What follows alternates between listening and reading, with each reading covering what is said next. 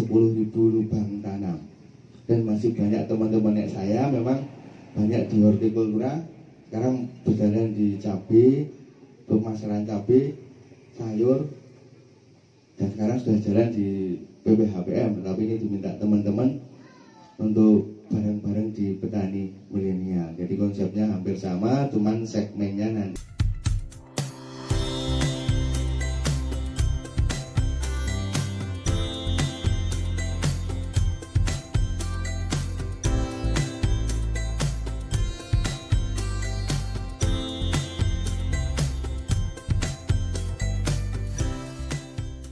Cukup dulu, nanti sambil ngobrol. Kalau ada yang ingin diperdalam silahkan, tapi pertanyaan tidak ke saya. Hari ini saya tidak menerima pertanyaan, tidak menerima doorstop. Nanti yang doorstop teman-teman milenial, pokoknya itu statement saya cuman yang saya bagi lewat Pak Bambang. Kamu pun gitu, tenang loh ini. Saya ini ngancani milenial tenang hari ini. Ada pertanyaan mau? Jangan saya jawab ya.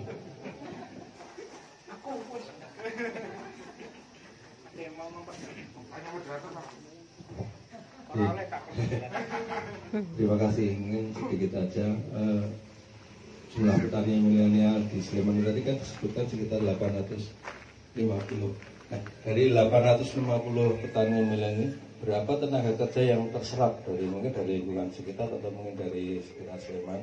Terus kemudian perputaran uang totalan dari petani milenial Sleman ini berapa? Karena itu kan juga sangat mempengaruhi perekonomian Kabupaten Sleman. Terima kasih. Ada yang lain? Sisan ya? Assalamualaikum warahmatullahi wabarakatuh. Sebetulnya yang akan saya tanyakan sudah ditanyakan Mas Hasto. Cuma gini Pak, saya tuh menjadi heran. Jadi gini, orang itu kan melihat kadang-kadang setelah jadi, tapi tidak melihat prosesnya. Mas Dhani mengatakan omset saya sekian, omsetnya sekian. Sekarang yang saya tanyakan itu prosesnya gimana bisa sampai seperti itu. Itu yang pertama. Kemudian yang kedua, di Sleman, terutama Sleman Barat, terutama petani itu sekarang sudah kesulitan mencari tenaga kerja. Jangankan buruh tandur, macul, matun.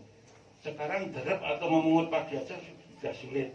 Apa upaya yang akan dilakukan oleh petani milenial? Oh, yang kedua, saya ini disudutkan oleh, iya, benar-benar saya disudutkan ini pilihan yang saya bingung oleh Pak Pram. Satu sisi tadi disebut ini adalah petani milenial. Pak Di mengatakan adalah direktur PT. Saya ini goblok tapi tidak pekok. Artinya paham. Pertanyaan saya Pak, saya menggarisbawahi perkataan Mas Dhani loh Pak. Mong sopo-sopo ora oleh dosa ini, ora oleh goro. KTP penjenengan tertulis apa pekerjaannya? Petani atau pengusaha? Karena nek goro nanti dosa Pak. Matur nuwun. Agro sosiopreneur. Jadi petani milenial di Sleman itu pengen membuat iklim bisnis yang profit tetapi tidak meninggalkan sisi sosial.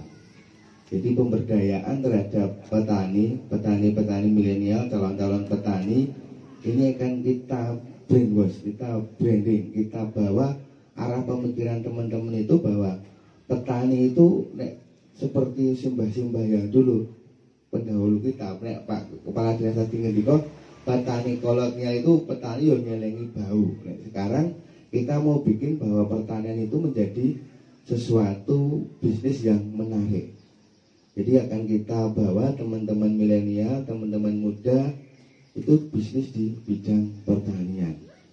Dan bisnis itu tidak meninggalkan sisi sosialnya. Jadi nanti ada pemberdayaannya. Dan kan untuk PT Petani Milenial sendiri bukan sekedar profit oriented. Karena yang pengen kita bangun sejahteranya adalah petani milenial yang ada di Kabupaten Sleman.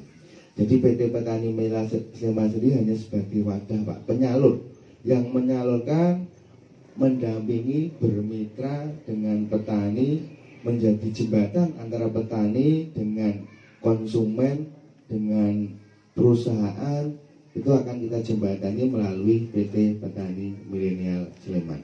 Jadi tidak serta-merta bahwa di PT Petani Milenial Sleman ini kita akan mencari keuntungan seuntung nih pengurusnya, direktur itu enggak. Jadi konsep dari PT Petani Milenial Sleman sendiri itu untuk mensejahterakan anggota, karena kita akan banyak bermitra dengan petani-petani yang ada, bahkan nanti kita akan menumbuhkan petani-petani yang baru yang nanti produk-produknya komoditasnya adalah yang berorientasi pasar dan mempunyai nilai ekonomi yang tinggi. Sebagai contoh, kita sudah melangkah beberapa kali PT ini dibangun, didirikan, kita sudah ada order untuk sayuran dan tanaman buah itu dengan buyer sudah ada berkontrak ini dengan yang disampaikan Pak Dhani tadi di PT Indomarko Prisma Taman ya, saya nyebutnya Indomaret sama Indogrosir lah. Jadi kita sudah akan MOU, kita akan melakukan olah tanam, kemarin sudah kurasi, nanti biar nanti kelanjutan produk untuk suplai ke buyer-buyer itu bisa continue. Ini kita selalu berkoordinasi dengan dinas juga, dengan teman-teman dari PPL untuk bersinergi. Yang itu semakin besar, jadi serapan tenaganya mungkin berkurang, tetapi yang minat untuk masuk di sektor pertanian itu semakin banyak. Jadi akhirnya imbang, tetap balance.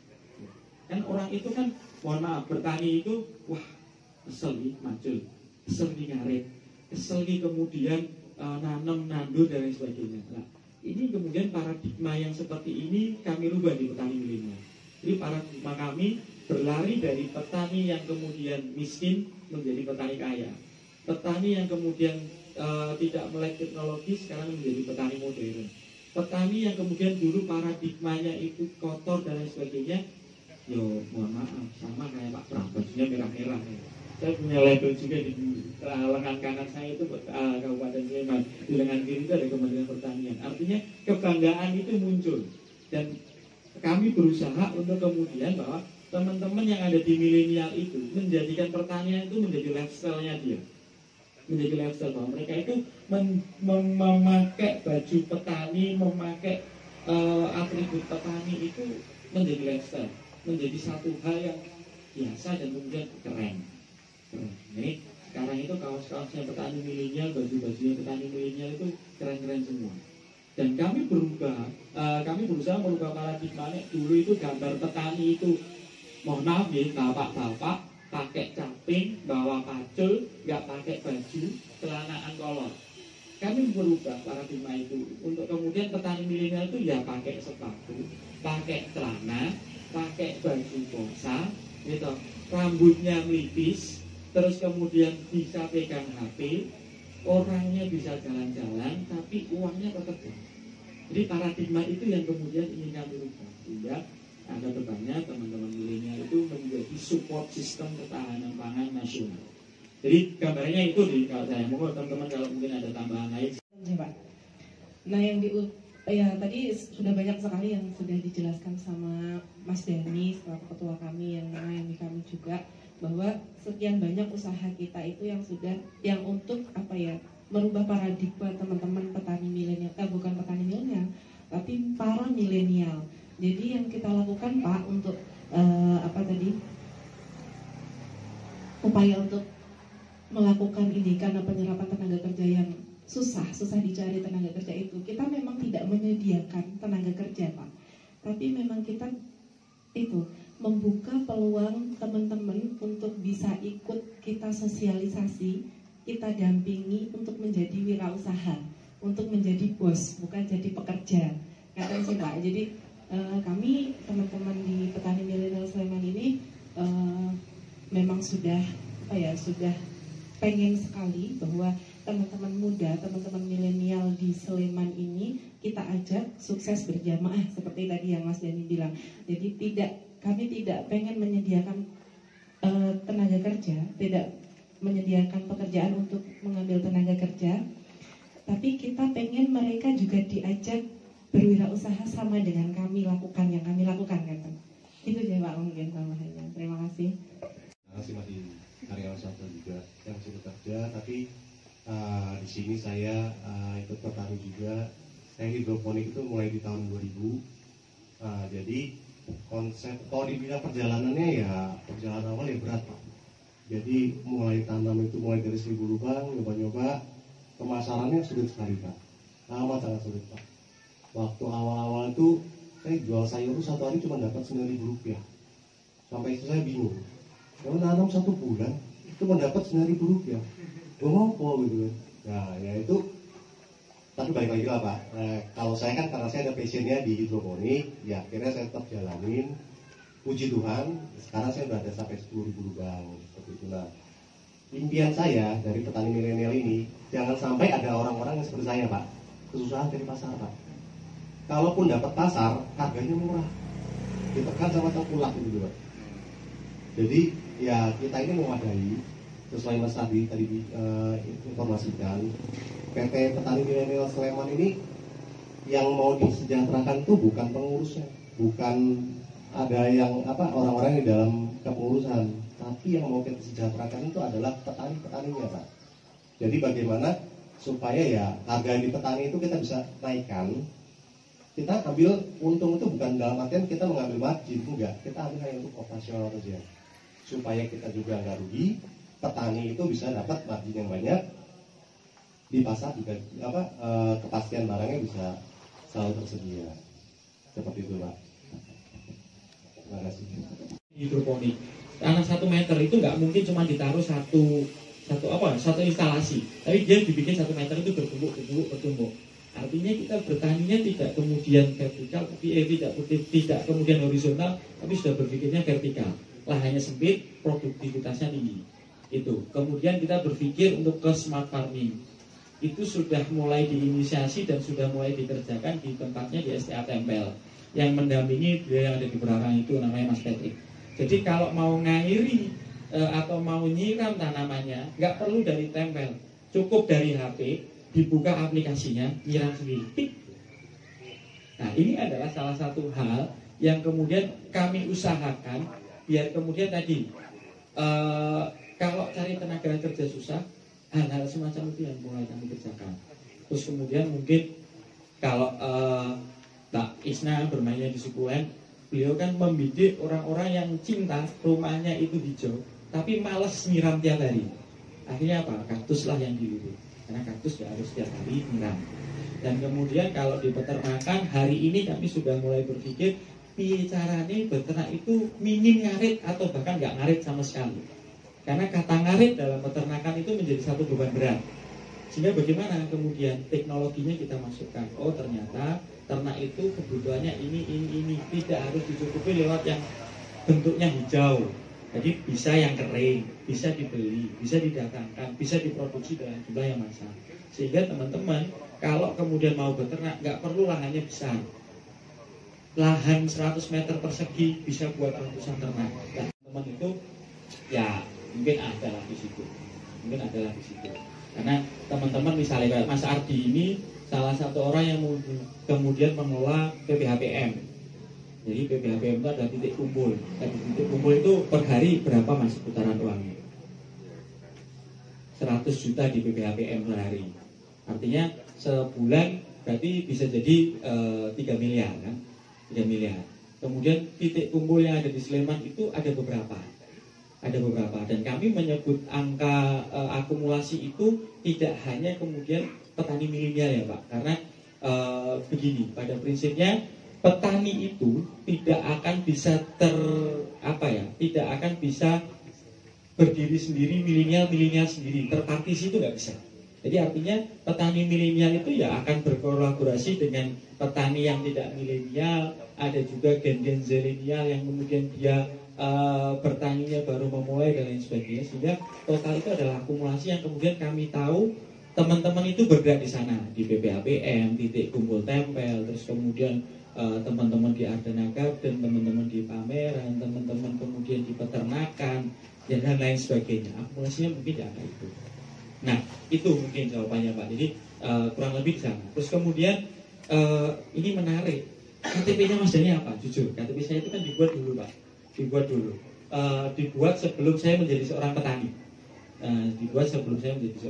Kalau saya di KTP itu memang wira swasta. masih wira swasta belum petani, karena dirubah susah ternyata, merubah kategori KTP itu nggak mudah.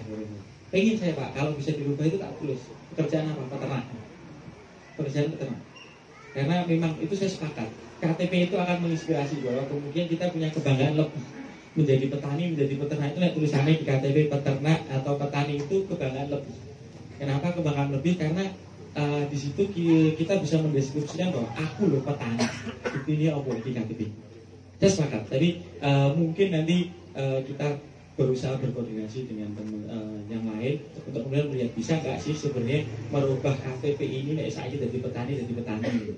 Tapi karena memang satu hal juga teman-teman kami itu nggak semuanya pure petani juga, Mas Adi itu juga jadi perangkat desa dan sebagainya gitu. Jadi begitu. Terus kemudian pertanyaan yang berikutnya, ini teman-teman silahkan menambahkan ya. Pertanyaan berikutnya, kalau hari ini cari tenaga pertanian itu nggak mudah, sepakat Pak. Karena hari ini kami yang berada di teman-teman milenial itu memang menyadari.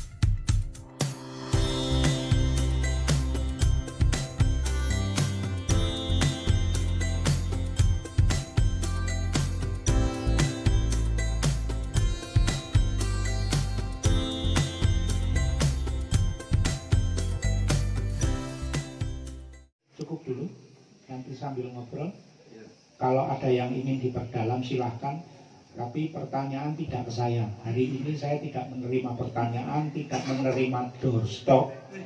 Nanti yang doorstop teman-teman milenial. Pokoknya itu, statement saya cuma yang saya bagi lewat Pak Bambang. Pangapunten nggih, tenang loh ini.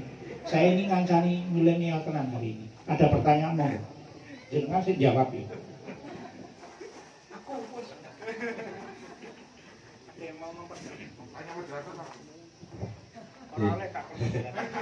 Terima kasih. Ingin sedikit aja jumlah petani milenial di Sleman tadi kan disebutkan sekitar 850. Dari 850 petani milenial, berapa tenaga kerja yang terserap mungkin dari lingkungan sekitar atau mungkin dari sekitar Sleman? Terus kemudian perputaran uang totalan dari petani milenial Sleman ini berapa? Karena itu kan juga sangat mempengaruhi perekonomian Kabupaten Sleman. Terima kasih. Ada yang lain? Sisang ya? Assalamualaikum warahmatullahi wabarakatuh. Sebetulnya yang akan saya tanyakan juga ditanyakan Mas Hasto. Cuma gini Pak, saya tuh menjadi heran. Jadi gini, orang itu kan melihat kadang-kadang setelah jadi, tapi tidak melihat prosesnya. Mas Dhani mengatakan omset saya sekian, omsetnya sekian. Sekarang yang saya tanyakan itu prosesnya gimana bisa sampai seperti itu. Itu yang pertama. Kemudian yang kedua, di Sleman, terutama Sleman Barat, terutama petani itu sekarang sudah kesulitan mencari tenaga kerja. Jangankan buruh tandur, macul, matun. Sekarang derep atau memungut padi aja sudah sulit. Apa upaya yang akan dilakukan oleh petani milenial? Oh, yang kedua, saya ini disudutkan oleh, iya, benar-benar saya disudutkan ini pilihan yang saya bingung oleh Pak Pram. Satu sisi tadi disebut ini adalah petani milenial. Pak Adi mengatakan adalah direktur PT. Saya ini goblok tapi tidak pekok. Artinya paham. Pertanyaan saya Pak, saya menggarisbawahi perkataan Mas Dhani loh Pak. Mong sapa-sapa ora oleh dosa ini, ora oleh goro. KTP penjenengan tertulis apa pekerjaannya? Petani atau pengusaha? Karena nek goro nanti dosa Pak. Matur nuwun.